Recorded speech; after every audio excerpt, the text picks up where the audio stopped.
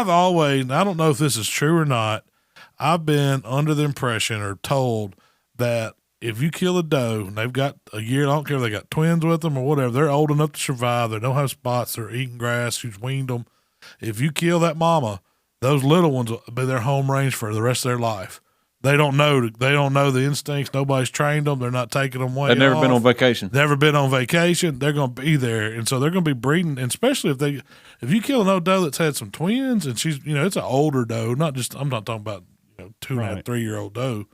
I'm talking about an older one of them old blowing does, the last one to come out in the field or whatever. Those are the ones you want to kill. So that's one of our other questions: is how do you select your does? I kill the old ones, man. The old loud ones. If it blows, yeah, I hate them. God, I hate them. That's the first ones to blow you out, have their head up. They're gonna be the last ones to come out there. They're gonna let all the other does go to the field and eat. And they're gonna be looking around. And if you so much as get your spit bottle up, they got you.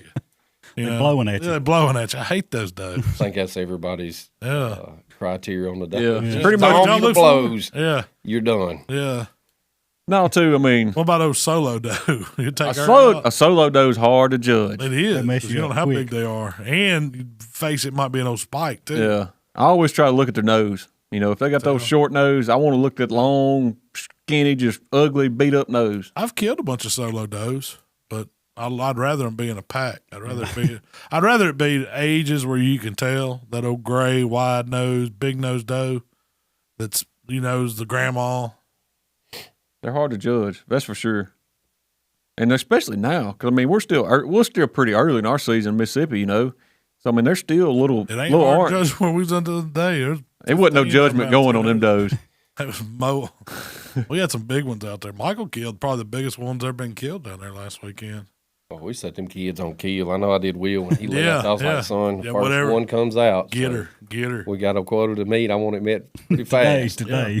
Well, so what's y'all's thoughts on that? Now, I know there's varying opinions, but should you kill your does early? Should you kill them late? Or what's the perfect, what's your I thoughts? want to kill them before they get bred. I say early because like Mark said, you wait till late on the year, that prime buck you got on your place has got good genetics. He done bred or you done took that. You done killed 2 deer. Didn't mean to. Well, they did. It don't matter how many it is.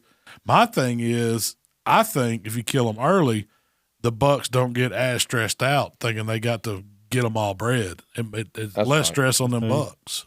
And they got to work a little bit, Yeah. You got to think last year. It's another mouth off the food plot or off a food source to let that buck survive that winter. Well, he wasted his energy. If you shoot him late, she's bred. That buck wasted his energy. He wasted all that food, everything that he eat, trying to keep himself up to do that. I kind of want to keep them on their feet too. Right now that little 140 acres is about like Ole Miss. There's women everywhere. Yeah, it ain't they ain't got to look far. You got to go. You ain't got to look. You ain't got to seek.